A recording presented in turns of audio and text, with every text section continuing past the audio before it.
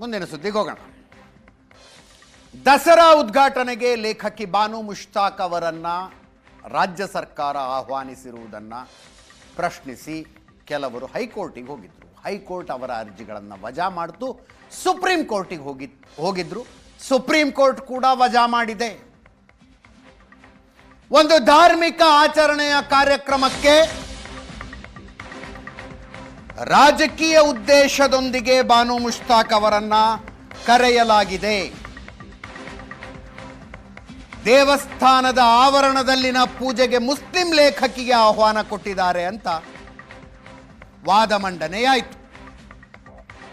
ನ್ಯಾಯಮೂರ್ತಿ ವಿಕ್ರಮನಾಥ ನೇತೃತ್ವದ ದ್ವಿಸದಸ್ಯ ಪೀಠದಲ್ಲಿ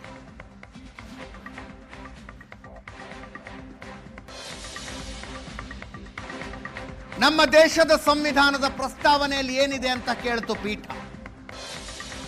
ಜಾತ್ಯತೀತ ದೇಶ ಅಂತ ಸಂವಿಧಾನದ ಪೀಠಿಕೆಯಲ್ಲೇ ಉಲ್ಲೇಖ ಇದೆ. ಅಂದ ಮೇಲೆ ನಿಮ್ಮ ಅರ್ಜಿಯ ಉದ್ದೇಶ ಏನು? ಈ ಪ್ರಶ್ನೆಗೆ ಅರ್ಜಿದಾರರ ಪರ ವಕೀಲರು ಜಾತ್ಯತೀತ ಅಂತ ಇದೆ ನಿಜ, ಆದರೆ ಧಾರ್ಮಿಕ ಕಾರ್ಯದಲ್ಲಿ ಹಸ್ತಕ್ಷೇಪ ಯಾಕೆ ಅಂತ ಕೇಳಿದ್ರು.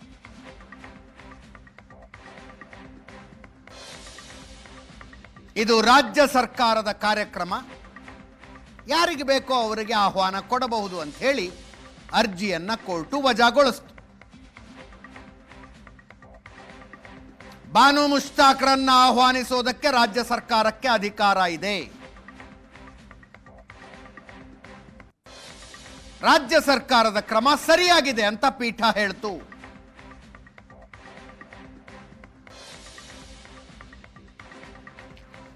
ನಾಡ ಹಬ್ಬ ದಸರಾ ರಾಜ್ಯ ಸರ್ಕಾರದ ಕಾರ್ಯಕ್ರಮ, ಬಾನು ಮುಷ್ತಾಕ್ರನ್ನು ಕರೆದಿದ್ರಲ್ಲಿ ಏನು ತಪ್ಪಿಲ್ಲ ಅಂತ ಸುಪ್ರೀಂ ಕೋರ್ಟ್ ದ್ವಿಸದಸ್ಯ ಪೀಠ ಹೇಳ್ತು.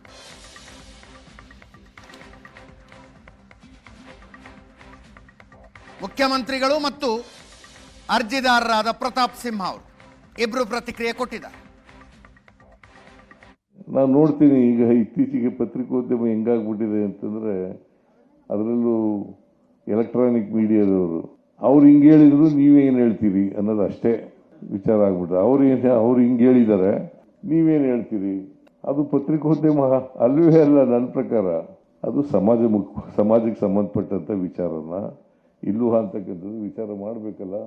ಈಗ ಬಾನು ಮುಷ್ತಾಕ್ ಅಂತ ಇದ್ರಲ್ಲ, ಅವರು ಬೂಕರ್ ಪ್ರಶಸ್ತಿ ಬಂದಿರತಕ್ಕಂಥವ್ರು, ಕನ್ನಡ ರೈಟರು. ಅವರು ಚಾಮುಂಡಿ ಬೆಟ್ಟದಲ್ಲಿ ದಸರಾ ಉದ್ಘಾಟನೆ ಮಾಡಬಾರ್ದು, ಅದರ ಪರನೂ ಇರ್ತವೆ, ಅದರ ವಿರುದ್ಧನೂ ಇರ್ತವೆ. ಯಾರು ವಿರುದ್ಧವಾಗಿ ಮಾತಾಡ್ತಾರೆ ಅವ್ರ ಪರವಾಗಿ ಮಾತಾಡೋದು, ಯಾರು ಪರವಾಗಿ ಮಾತಾಡ್ತಾರೆ ಅವ್ರ ಪರವಾಗೂ ಮಾತಾಡೋದು. ಈ ಥರ ಆಗಬಾರ್ದಲ್ವ? ಇದು ಧಾರ್ಮಿಕ ವಿಚಾರ ಅಲ್ವೇ ಅಲ್ಲ, ಸಾಂಸ್ಕೃತಿಕ ವಿಚಾರ. ಮತ್ತು ಇದು ಒಂದು ನಾಡ ಹಬ್ಬ. ಅದರ ಪರವಾಗಿ ಬರೆಯೋರು ಇದ್ದಾರೆ, ಅದ್ರ ವಿರೋಧವಾಗಿ ಬರೆಯೋರು ಇದ್ದಾರೆ. ನಮ್ಮಲ್ಲಿ ಧರ್ಮಗಳಿದ್ದಾವೆ, ಜಾತಿಗಳಿದ್ದಾವೆ. ಅದಕ್ಕೆ ಭಾಳ ನಮ್ಮ ಸಂವಿಧಾನದಲ್ಲಿ ಭಾಳ ಸ್ಪಷ್ಟವಾಗಿ ಇನ್ನೊಂದು ಧರ್ಮದ ಬಗ್ಗೆ ಸಹಿಷ್ಣುತೆ ಇರಬೇಕು, ಸಹಬಾಳ್ವೆ ಇರಬೇಕು. ನಾವು ಈ ಸಮಾಜದಲ್ಲಿ ವೈವಿಧ್ಯತೆಯಲ್ಲಿ ಏಕತೆಯನ್ನು ಸಾಧನೆ ಮಾಡಬೇಕು. ನಡೆದಂತಹ ಮೂಡಾದ 14 ಸೈಟ್ಗಳ ಪ್ರಕರಣವನ್ನೇ ಹೈಕೋರ್ಟ್ನಲ್ಲಿ ವಜಾ ಮಾಡಲಾಗಿತ್ತು. ಒಂದು ಭರವಸೆಯೊಂದಿಗೆ ನಾನು ಹೈಕೋರ್ಟಿಗೆ PIL ಹಾಕಿದ್ದೆ. ಅಲ್ಲಿ ಬರೀ ಸೆಕ್ಯುಲರಿಸಮ್ ಅನ್ನೋ ದುರ್ಬೀನ್ ಹಾಕ್ಕೊಂಡು ಕನ್ನಡಕ ಹಾಕ್ಕೊಂಡು ಇಡೀ ಪ್ರಕರಣವನ್ನು ನೋಡಿದರು. ಆರ್ಯ ಪೂಜಾರಿ ಅಂತಾರೆ. ನಾನು ಪೂಜಾರಿ ಆಗಿರೋಕ್ಕಾಗುತ್ತಾ ಹೇಳಿ? ಕೋರ್ಟು ಕೇಳುತ್ತೆ, ನೀವು ಪೂಜಾರಿನ, ನೀನು ಈ ಪ್ರಶ್ನೆ ಮಾಡೋಕ್ಕೆ ಪೂಜಾರಿನ ಅಂತ ಕೇಳ್ತಾರೆ. ನೀನು ಈ ಟ್ರಸ್ಟೊಳಗಡೆ ನೀನಿದೆಯಾ ಅಂತ ಕೇಳ್ತಾರೆ. ನಾನು ಟ್ರಸ್ಟ್ ಆಗಿರಲೇಬೇಕಾ?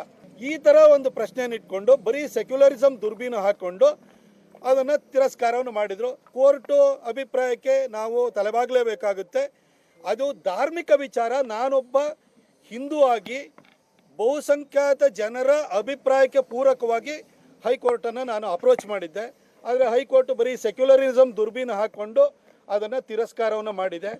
ನನ್ನ ಪೂಜಾರಿ ಅಂತ ಕೇಳಿದರೆ ನಾನು ಪೂಜಾರಿ ಅಲ್ಲ, ಆದರೆ ನಾನೊಬ್ಬ ಧರ್ಮನಿಷ್ಠ ಹಿಂದೂ ಪರಂಪರೆಯಲ್ಲಿ ನಂಬಿಕೆ ಇಟ್ಟಿರುವಂತಹ ಒಬ್ಬ ಪ್ರಜೆ ಆಗಿದ್ದೀನಿ. ನನಗೂ ಕೂಡ ಕೇಳುವಂಥ ಹಕ್ಕಿದೆ. ಆದರೆ ಇದರೊಂದಿಗೆ ಇವತ್ತಿನ ಪಾರ್ಟಿ ರೌಂಡ್ಸ್ ಮುಗಿಸ್ತಾ ಇದ್ದೀನಿ. ನೇರ ದಿಟ್ಟ ನಿರಂತರ ಸುದ್ದಿಗಾಗಿ ನೋಡ್ತಾ ಇರಿ ಏಷ್ಯಾನೆಟ್ ಸುವರ್ಣ ನ್ಯೂಸ್.